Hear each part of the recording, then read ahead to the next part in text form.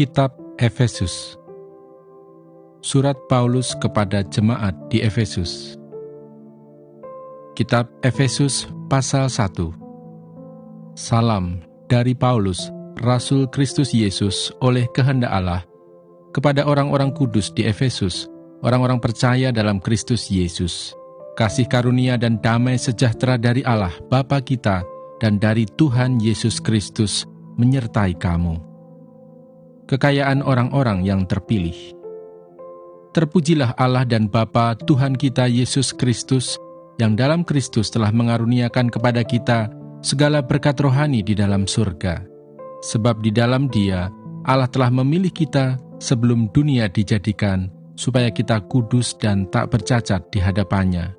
Dalam kasih Ia telah menentukan kita dari semula oleh Yesus Kristus untuk menjadi anak-anak-Nya, sesuai dengan kerelaan kehendak-Nya, supaya terpujilah kasih karunia-Nya yang mulia, yang dikaruniakannya kepada kita di dalam Dia yang dikasihinya.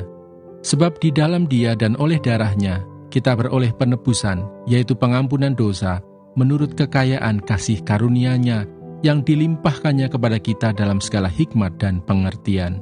Sebab Ia telah menyatakan rahasia kehendak-Nya kepada kita, sesuai dengan rencana kerelaannya, yaitu rencana kerelaan yang dari semula telah ditetapkannya di dalam Kristus, sebagai persiapan kegenapan waktu untuk mempersatukan di dalam Kristus, sebagai kepala segala sesuatu, baik yang di sorga maupun yang di bumi.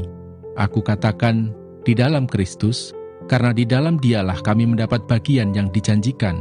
Kami yang dari semula ditentukan untuk menerima bagian itu sesuai dengan maksud Allah, yang di dalam segala sesuatu bekerja menurut keputusan kehendak-Nya, supaya kami, yang sebelumnya telah menaruh harapan pada Kristus, boleh menjadi puji-pujian bagi kemuliaan-Nya. Di dalam Dia, kamu juga, karena kamu telah mendengar firman kebenaran, yaitu Injil keselamatanmu. Di dalam Dia, kamu juga, ketika kamu percaya, dimeteraikan dengan Roh Kudus yang dijanjikannya itu. Dan Roh Kudus itu adalah jaminan bagian kita sampai kita memperoleh seluruhnya, yaitu penebusan yang menjadikan kita milik Allah untuk memuji kemuliaan-Nya. Doa untuk pengertian tentang kemuliaan Kristus.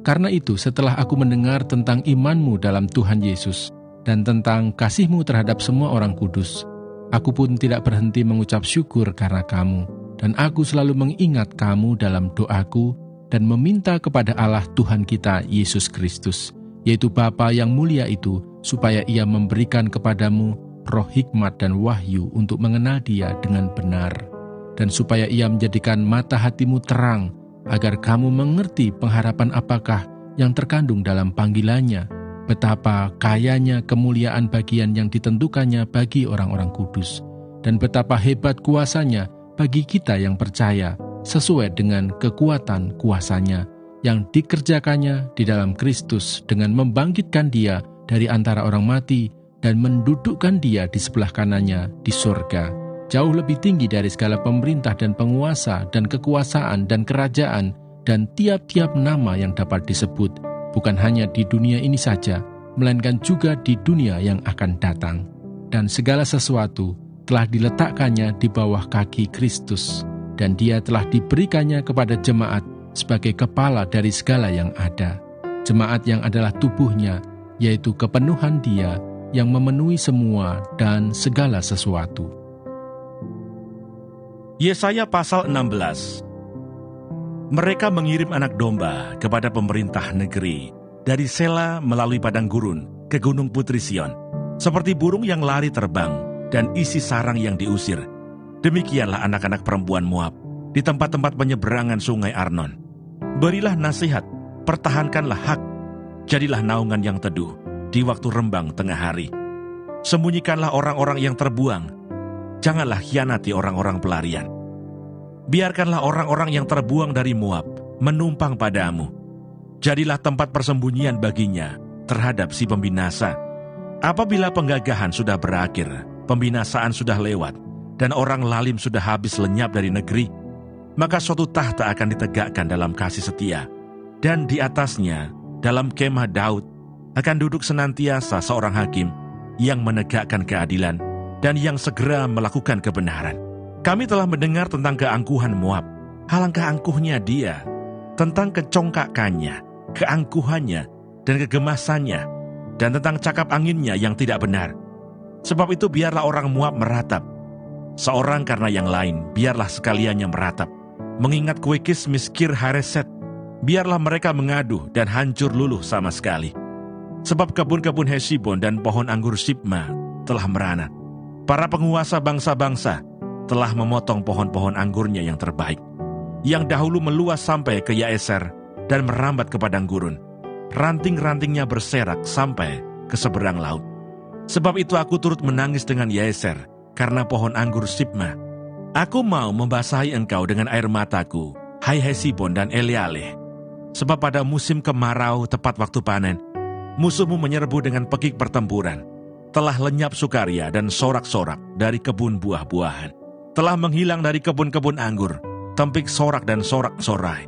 Tiada pengirik anggur di tempat pemerasan. Pekik mereka sudah berhenti.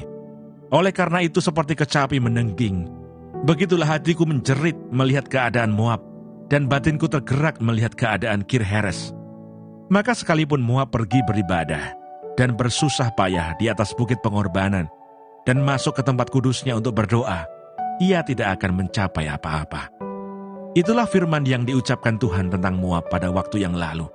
Maka sekarang Tuhan berfirman, dalam 3 tahun, menurut masa kerja prajurit upahan, maka kemuliaan Moab, serta dengan keramaiannya yang besar, akan menjadi kehinaan, dan orang yang tertinggal akan sangat sedikit dan tiada berkuasa.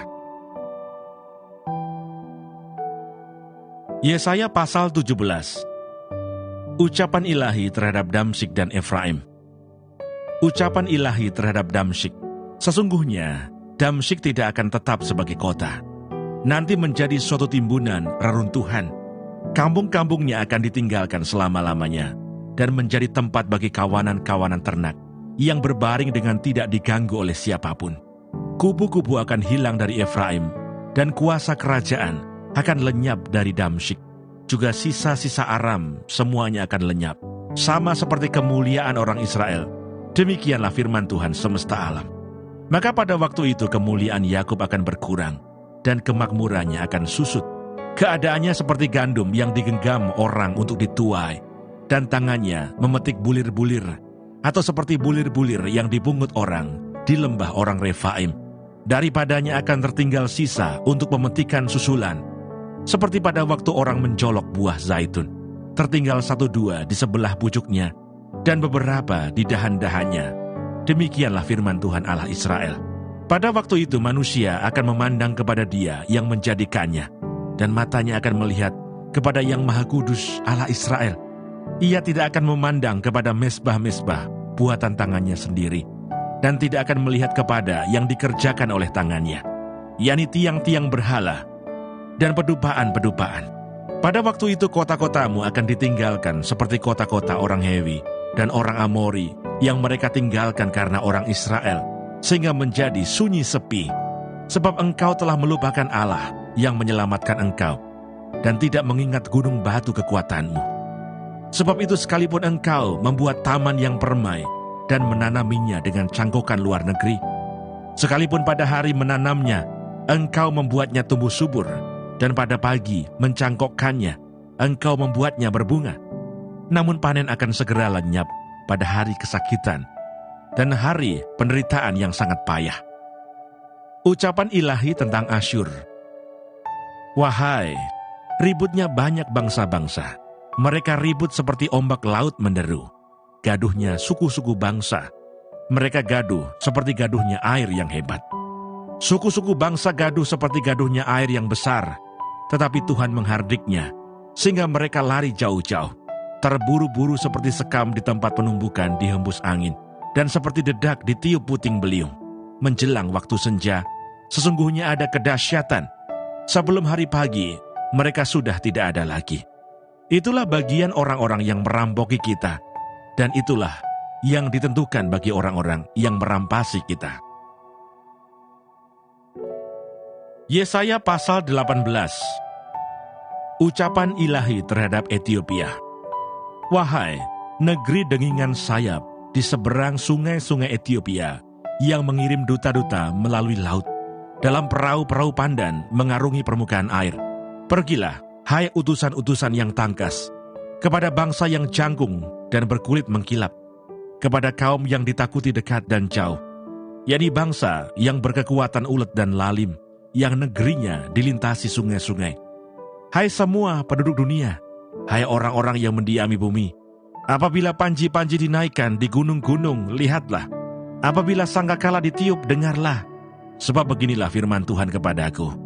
Aku akan menjenguk dari tempat kediamanku dengan tidak bergerak. Seperti hawa panas yang mendidih waktu panas terik. Seperti kabut embun di panas musim menuai. Sebab sebelum musim buah, apabila waktu berbunga sudah berakhir, dan gugusan putik menjadi buah anggur yang hendak masak, maka Tuhan akan mengerat ranting-rantingnya dengan pisau pemangkas, dan menyisihkan carang-carangnya dengan memancungnya. Semuanya itu akan ditinggalkan bertumpuk-tumpuk bagi burung-burung buas di pegunungan, dan bagi binatang-binatang di hutan. Pada musim panas, burung-burung buas akan bermukim di situ, dan segala binatang hutan pada musim dingin. Pada waktu itu juga persembahan akan disampaikan kepada Tuhan semesta alam, dari kaum yang jangkung dan berkulit mengkilap, dan dari kaum yang ditakuti dekat dan jauh, yakni bangsa yang berkekuatan ulet dan lalim, yang negerinya dilintasi sungai-sungai, ke tempat nama Tuhan semesta alam, yaitu Gunung Sion. Demikianlah pembacaan firman Tuhan hari ini. Tuhan Yesus memberkati.